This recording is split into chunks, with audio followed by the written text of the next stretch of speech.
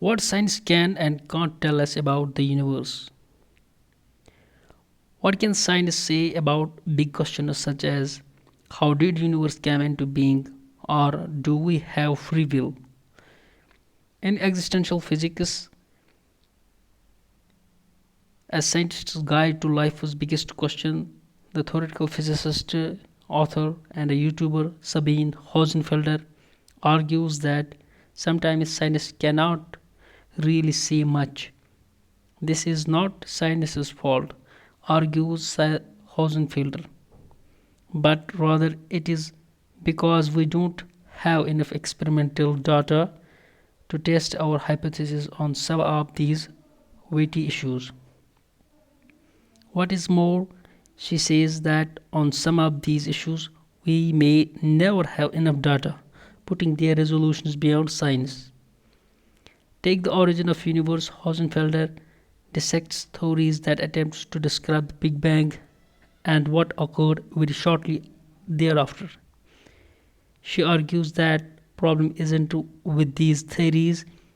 She says are mathematically sound, which are she says are mathematically sound, but rather that the theories are based on the dearth of observational data.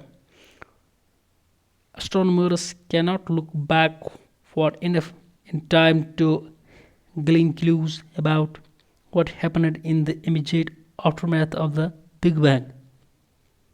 And we cannot currently do experiments that recreate conditions anywhere near those that exist during the birth of our universe.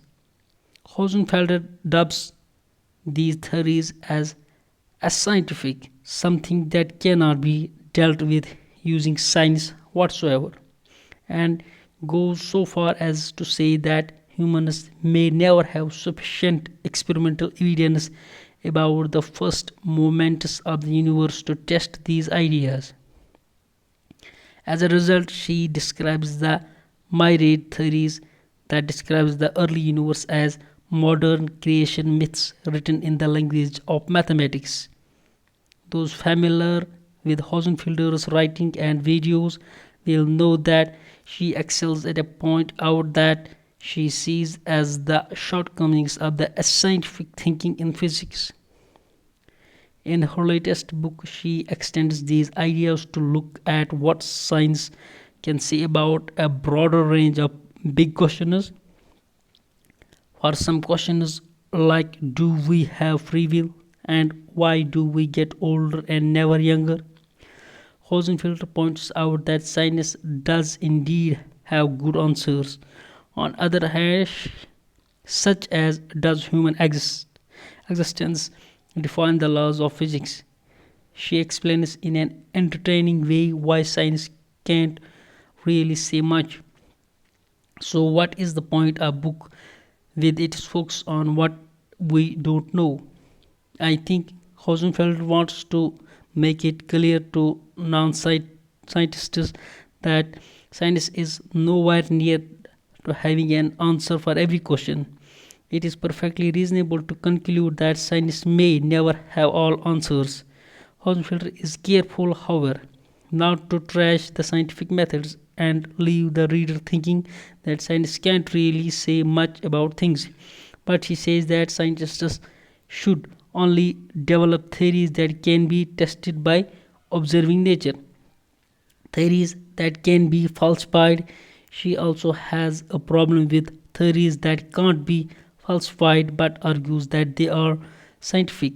Indeed, she believes that such theories can serve a purpose in the same way that the religious beliefs are important.